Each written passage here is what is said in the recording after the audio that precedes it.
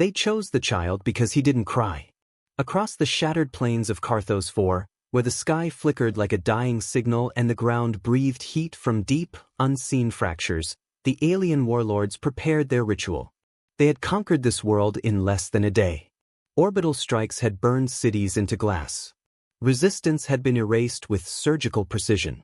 The survivors, those unfortunate enough to remain, were gathered, catalogued, and processed. But something on this planet refused to submit. It wasn't an army. It wasn't a weapon. It was a place. A wound in the world itself. A vast crater carved into black stone, older than the colony, older than the species that had once lived here. Their scans had failed to measure its depth. Their probes had never returned. And from that crater, something watched. At first, they had sent drones. Then soldiers. Then entire battalions. Nothing came back. No wreckage. No signal. No bodies. Just silence. The kind of silence that made even warlords uneasy. So they turned to something more traditional. Every predator understands tribute, General Varkle said, his voice rasping through his armored throat. If this thing feeds, we will feed it. If it rules this land, we will acknowledge it. And if it doesn't accept? Another asked. Varkle's eyes gleamed. Then we learn what kills it. The child stood among the prisoners as they debated his fate. He was small, thin. Dust clung to his dark hair, his clothes torn from whatever life he had lived before the sky burned. Around him, humans wept, begged, clutched at the armored legs of their captors. He did none of those things. He simply watched. A soldier dragged him forward. This one, the creature growled. No resistance. No noise. Perfect, Varkle said. The child didn't struggle as they pulled him away. Didn't scream as the others realized what was happening. A woman reached out, her voice breaking. Please, he's just a child. The soldier struck her aside without looking. The boy turned his head slightly as she fell. For a moment, something flickered in his eyes. Not fear. Not sadness. Recognition. Then it was gone. They brought him to the edge of the crater. Close, it was worse. The black stone wasn't stone at all. It pulsed, faintly, like something alive beneath the surface. The air above it shimmered, bending light in ways that made the eyes ache. A low hum vibrated through the ground, too deep to hear, but impossible to ignore. The warlords stood at a safe distance, their armor shielding them from the heat, their weapons primed. This is where it feeds, one muttered. How can you be sure? Another asked. The answer came in the form of bones. Scattered across the edge of the crater were remains, some unmistakably alien, others disturbingly human. But many were neither. Skeletons that twisted in impossible geometries. Fragments that seemed to phase in and out of existence when you looked at them too long. Whatever lives here, Varkle said quietly, it is old. The child stepped forward. No one pushed him this time. He walked to the very edge of the crater and looked down. For a long moment, nothing happened. The wind howled across the broken world. Lightning flickered in the violet sky. The hum beneath the ground deepened, like a breath being drawn. Is it even there? One warlord scoffed. Perhaps it has already left. The ground trembled. Not violently. Not suddenly. But with a slow, deliberate motion, like something shifting far below. The child didn't move. Didn't step back. Didn't even blink. The hum became a sound. A low, resonant tone that seemed to echo not just through the air, but through their bones, their minds, their very existence. Some of the soldiers staggered. One dropped his weapon. What is that? He whispered. The darkness moved. At first, it looked like shadow rising from the depths. But shadows don't ripple. Shadows don't breathe. Something vast began to emerge from the crater, its form indistinct, shifting between shapes that refused to settle. Limbs stretched and retracted, dissolving into nothingness before reappearing somewhere else. Its surface shimmered like a broken mirror, reflecting fragments of a reality that didn't belong. Eyes opened. Too many. Scattered across its body like burning stars, each one focusing, adjusting, locking onto the figures above. The warlords froze. Even Varkle took a step back. This, he whispered, This is no mere predator. The creature rose higher, towering over the crater, its presence pressing down on the world like a weight too heavy to bear. Time seemed to distort around it. The air thickened. Reality itself bent. And all of its eyes turned to the child. Silence fell. Absolute. Complete. The boy stood alone at the edge of the abyss, staring up at something that had devoured entire armies without a trace. The creature leaned closer. Its form shifted, narrowing, focusing, as if trying to understand what it was seeing. The distance between them closed. One step, two. The warlords raised their weapons, hands trembling. Fire? One asked, voice shaking. No, Varkle said, barely able to speak. Wait. The creature's presence intensified. The ground cracked beneath its weight. The hum became a deafening chorus, vibrating through every atom of the world. The child looked up, and then he smiled. Not a nervous smile. Not a defiant one. A gentle, almost familiar smile. As if he were greeting something he already knew. The creature stopped. Every movement ceased. Every shifting limb froze in place. The countless burning eyes flickered. For the first time since its emergence, the monster hesitated. And in that hesitation, the universe held its breath. For a moment that stretched beyond time, nothing moved. The creature loomed over the child, its impossible body suspended between forms, as if reality itself had forgotten how to define it. The warlords stood frozen at the rim of the crater, their weapons raised but useless in trembling hands. No one breathed. No one spoke. Because the monster had stopped. That's not possible, one of the commanders whispered, his voice cracking beneath layers of armored bravado. It should have devoured him already. General Varkle didn't respond. For the first time in centuries of conquest, he didn't have an answer. Below them, the child remained still, his small frame dwarfed by the towering entity before him. Yet there was no fear in him. No hesitation. Only that same quiet, unsettling calm. The creature lowered itself slightly, its massive form folding inward, bending toward the boy. The air around them warped, bending light and sound into strange distortions. The ground trembled beneath the creature's presence, cracks spreading like veins across the black stone. Its countless eyes flickered. Focusing. Studying. The child took a step forward. A sharp intake of breath rippled through the warlords. Stop him, one shouted. But no one moved. Because something deeper, something primal, held them in place. The boy raised his hand. Slowly. Gently. As if approaching a frightened animal. You remember, he said softly. His voice was quiet. Too quiet. And yet, it echoed. Not through the air. Through the mind. The creature recoiled. Not violently, but enough. A ripple passed through its form, its structure distorting as if something within it had been struck. The warlords exchanged uneasy glances. Did it just react? One asked. It's a defense response, another said quickly, though his voice lacked conviction. A reflex. Nothing more. But Varkle's gaze remained locked on the scene below. No, he murmured. That was recognition. The child stepped closer. Now only a few paces separated him from the being that had erased entire battalions without leaving a trace. Don't, one of the soldiers whispered, though whether it was to the child or the creature, even he didn't know. The boy ignored them. His hand reached out further. Closer. Close. Kind of. The moment his fingers brushed the creature's surface, reality seemed to ripple outward like a stone dropped into still water. A shockwave, not of force, but of something deeper, passed through the crater. The ground shuddered. The sky flickered. And the creature trembled. A low sound escaped it. Not a roar. Not a growl. Something broken. A whimper. The warlords recoiled in disbelief. No, one said, shaking his head. That thing doesn't feel. It doesn't fear. It doesn't. It remembers, Varkle said, his voice hollow. Below, the child's hand remained pressed against the shifting surface. It's okay, he whispered. The creature's form began to stabilize, just slightly. Its chaotic movements slowed, its shifting limbs becoming less erratic, less violent. For the first time, its presence felt controlled, contained. "You're not alone," the child said. Another ripple passed through the creature.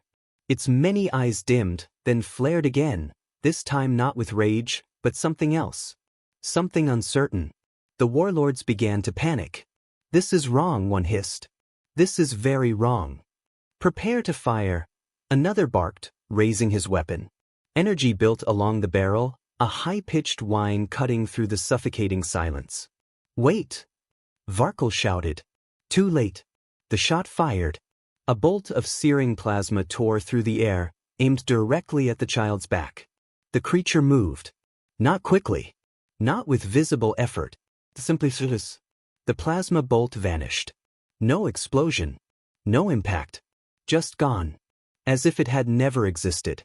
The soldier who fired stared at his weapon in horror. What did it do? The creature turned. Slowly. Every eye on its body shifted, focusing on the warlords above. The temperature dropped. The air grew heavy. And then, the sky darkened. Not with clouds, but with absence. Light itself seemed to retreat. A pressure descended upon the crater, crushing, suffocating. The soldiers staggered. One fell to his knees, gasping. "I can't breathe." The creature's gaze held them in place. Judging. Measuring. Remembering. The child turned his head slightly, glancing back at the warlords. "They're scared," he said softly. Then almost thoughtfully, "They should be." The creature let out a low, resonant sound. This time, it wasn't broken. It wasn't weak. It was warning. The ground cracked violently beneath the warlords' feet. Weapons flickered and died as their power systems failed under the pressure. Several soldiers dropped to their knees, clutching their heads as something unseen pressed into their thoughts. "Fall back," one commander shouted. "Fall back now." But there was nowhere to go, because the creature had already surrounded them. Not physically, but completely. The child turned back to it. "They didn't know," he said gently. The creature's form shifted again, towering higher, more defined now. Its presence no longer chaotic, but focused. Controlled. "You were hurt," the child continued. "They made you forget." The creature lowered itself. Slowly. Deliberately. Its massive form folding inward once more. Not in hesitation this time. Not in confusion. In acknowledgement. The warlords watched in stunned silence as the impossible unfolded before them. The being that had devoured worlds. The horror that had erased entire species. The thing they had come to conquer. Lowered its head. Before a human child. A deep, echoing sound filled the crater as its body settled. A sound that carried weight. Meaning. Submission. The child smiled again. And this time, the monster bowed. The moment the creature bowed, something inside the universe shifted. Not visibly. Not violently. But undeniably. The warlords felt it in their bones, an ancient imbalance correcting itself, a forgotten law stirring back to life. The air grew heavier, not with pressure, but with meaning. "This isn't control," General Varkle whispered, his voice hollow. "It's recognition." Below them, the child stood before the kneeling entity, his small hand still resting against its surface. The creature no longer flickered wildly. Its form, though still impossible, had begun to settle into something almost consistent. Edges sharpened. Movement slowed. Chaos became intention. "You remember now," the child said softly. The creature's many eyes dimmed, then brightened in a slow, pulsing rhythm. Not random. Not erratic. Responsive. Alive. A low sound rumbled from deep within its form, vast, layered, echoing across dimensions. It wasn't language, but it carried meaning. The warlords felt it in their minds like a distant thunder. A question. The child tilted his head slightly, as if listening to something no one else could hear. "Yes," he replied quietly. "It's me." A shock ran through the watching soldiers. "It's communicating," one breathed. "Not attacking, communicating." "That's impossible," another snapped. "That thing doesn't think. It consumes." But even as he said it, doubt crept into his voice. Because the evidence stood before them. The creature shifted again, lowering itself further, not out of submission now, but to be closer. to see him more clearly. Its countless eyes narrowed, focusing with something disturbingly close to curiosity. The child stepped forward until he stood directly beneath its looming presence. "You were alone for a long time," he said. Another ripple passed through the creature. This one deeper, more emotional. The ground beneath them cracked further, veins of glowing energy spreading outward from the crater's center. The warlords began to retreat instinctively. "This is wrong," one muttered. "We're witnessing something we were never meant to see." General Varkle didn't move. His gaze remained locked on the child. "What are you?" he whispered. Below, the child's expression changed, just slightly. His smile faded into something softer. "Sadder. I forgot," he said. The creature reacted instantly. Its form trembled violently, as if the words themselves had struck something buried deep within it. The sky above flickered again, the violet lightning stuttering in erratic bursts. "You forgot." The creature's presence seemed to echo, not in words, but in feeling. The child nodded slowly. "They made you forget first." A silence followed. Heavy. Unbearable. The warlords shifted uneasily, their instincts screaming at them to leave, to run, to abandon whatever this had become. But none of them could move. Because something was holding them there. Not physically. Something deeper. The creature's form began to change. Not violently. Not chaotically. But purposefully.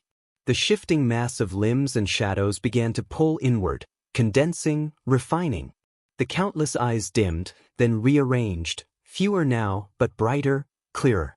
For a brief, impossible moment, the warlords saw what it had been.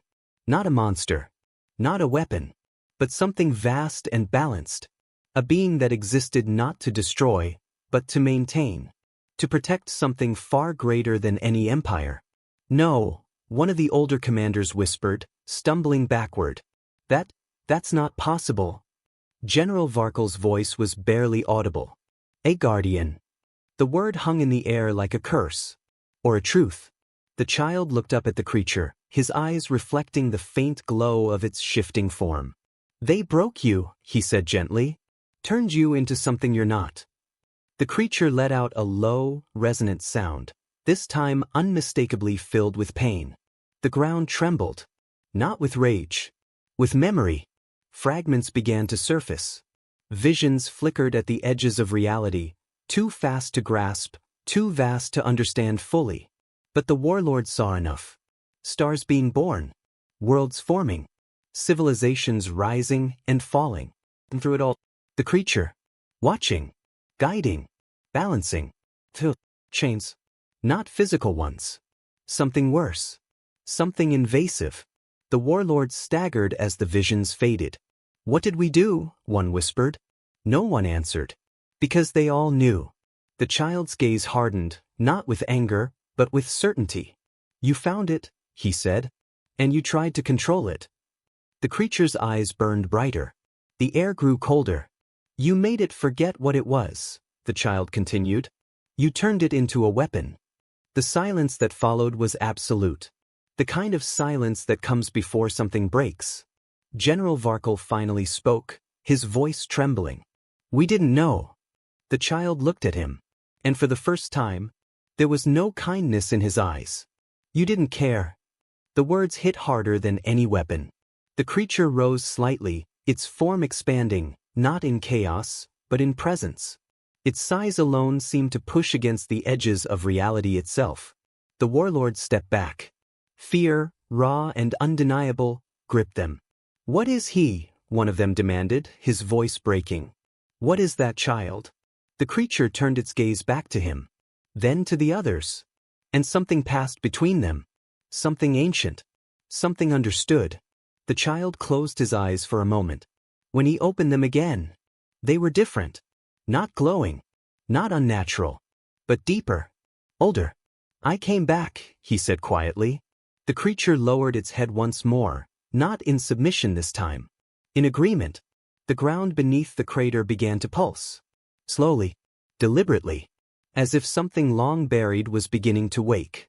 And far above, in the fractured sky of Carthos 4, the storm changed direction. Not randomly. Not naturally. but as if something had just taken control. The warlords realized too late. They weren't witnessing a miracle. They were witnessing a return. And whatever the child truly was, it had never been human. The storm above Carthos 4 stopped behaving like a storm. Lightning no longer struck at random. Thunder no longer followed chaos. The clouds themselves began to spiral, bending inward toward the crater as if drawn by an unseen will. The warlords felt it immediately. Control, not theirs. General Varkle took a slow step back, his armor systems flickering with interference. Something's changed, one of his commanders said, voice shaking. The atmosphere, it's responding to him. To them, Varkle corrected quietly. Below, the child stood beside the towering entity, no longer dwarfed by it. Now they felt aligned, connected. The creature's form had stabilized further. Its once chaotic shape now flowed with a strange, deliberate symmetry, still vast, still incomprehensible, but no longer broken. No longer lost. The child looked up at it. They remember now, he said softly. The creature responded, not with movement, but with presence. A low vibration rippled through the air, spreading outward across the battlefield, across the ruined cities, across the entire planet. Something was waking. The warlords panicked. Open fire, one shouted. Before it's too late. This time, no one hesitated. Weapons roared to life. Plasma bolts, ion beams, gravitational disruptors, an entire arsenal unleashed at once, all aimed at the child and the being beside him. The sky lit up. Energy tore through the air in blinding arcs of destruction. And then, nothing. Every attack stopped. Mid-flight. Frozen in place. The warlords stared in disbelief as their weapons, capable of leveling continents, hung suspended like toys in the air. What is this? A soldier whispered. The child didn't even look at them. They don't understand, he said quietly. The creature moved. Not physically. But everything else did. The frozen blasts began to dissolve, unraveling into fragments of light that faded into nothingness. The energy didn't explode. It simply ceased to exist. As if reality itself had rejected it. The warlords stumbled backward. This isn't possible. Nothing can negate that level of power. General Varkle's voice was barely a breath. This isn't power. They turned to him. Then what is it? Varkle's gaze remained fixed on the child. Authority. Below, the boy finally turned to face them. They only take, he said, his voice carrying effortlessly across the distance. They only destroy. They never ask why. The creature's eyes flared, fewer now, but infinitely brighter. The ground began to crack. Not from force. From pressure.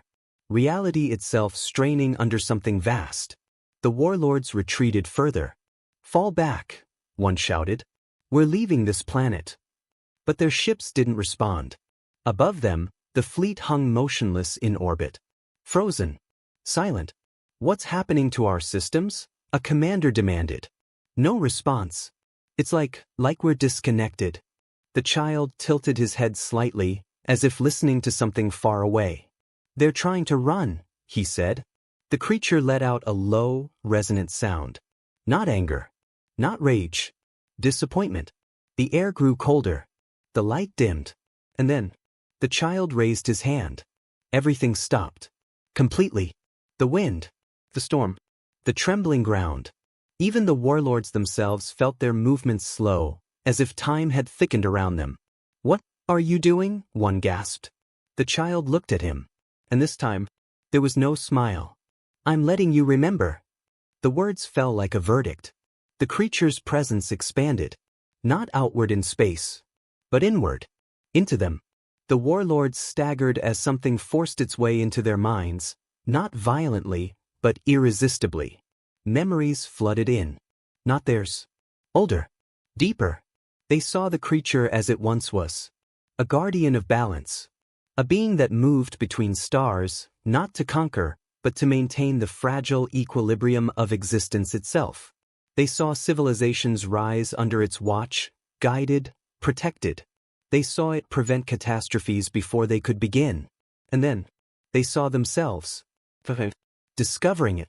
studying it, fearing it, and finally, breaking it, tearing it apart, not physically but mentally, binding it, twisting its purpose, rewriting its nature until the guardian became a weapon, until balance became destruction. The warlords screamed. Some fell to their knees. Others clawed at their helmets as if trying to escape their own thoughts. "Make it stop," one cried. "Please, make it stop." General Varkle stood frozen, his eyes wide with horror. "We did this," he whispered. Below, the child watched them. Not with anger. Not with satisfaction. With something far worse. Understanding. "You didn't just hurt it," he said softly.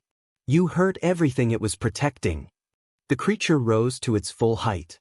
Not monstrous. Not chaotic. But immense. Its presence filled the crater, the sky, the world itself. The storm above shifted again, no longer violent, but controlled. The lightning traced deliberate paths across the sky, forming patterns too complex to comprehend. The child lowered his hand. The warlords collapsed. The visions ended. Silence returned, broken only by their ragged breathing. One of them looked up, tears streaming down his face. What are you?" he whispered. The child stepped forward. For the first time, there was weight in his movement. Finality. "I was like you," he said. The warlords flinched. "I forgot too." The creature let out a deep, echoing sound, this one filled with something ancient. Sorrow. The child looked up at it, then back at the warlords. "But I remembered." The ground beneath them pulsed again. Stronger this time. Alive. The warlords realized, too late, this wasn't revenge. This wasn't war. This was judgment. And they had already been found guilty. Silence fell over Carthos 4. Not the empty silence of destruction, but something deeper, final. The warlords lay scattered along the edge of the crater, their bodies trembling, their minds shattered by the truth forced upon them. Some still tried to rise. Others could only stare, broken, at the child below. At the being beside him. At what they had done.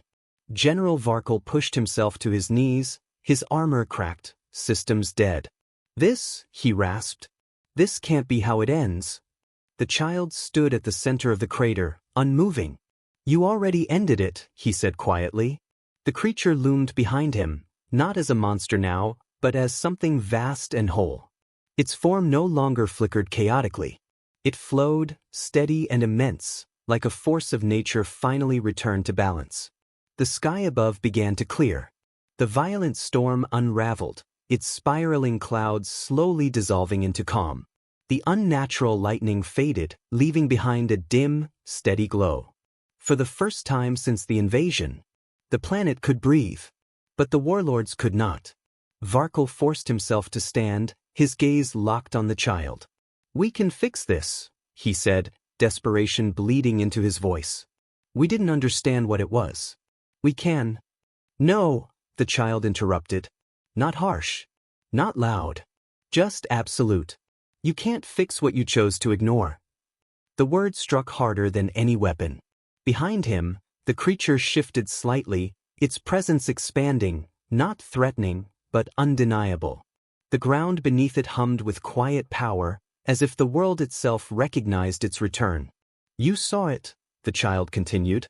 "You knew it was different." The warlords said nothing. Because they had. They had seen the signs. They had simply chosen conquest anyway. "You don't get to pretend this was a mistake," the child said.